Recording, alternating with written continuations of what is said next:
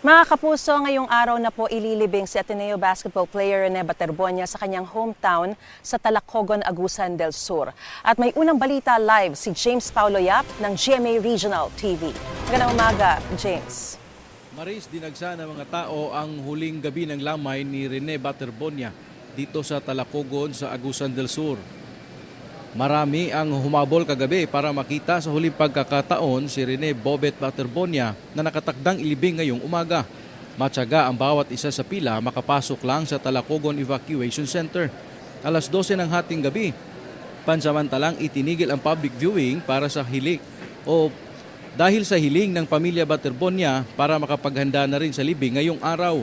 Sa necrological service na ginawa ng Talacogon LGU, inanunsyo ng mga opisyal ng munisipyo na gagawing Rene Clerk Bobet Baterbonia Day ang June 8 sa kanilang lungsod.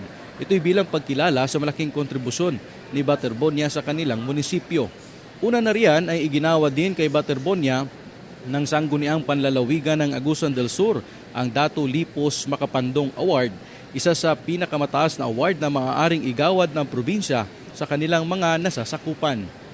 Maris, isa munang misa ang gaganapin dito sa loob ng Talacogon Evacuation Center bago tuluyang dalhin ang labi ni Rene sa kanyang huling hantungan. Maris?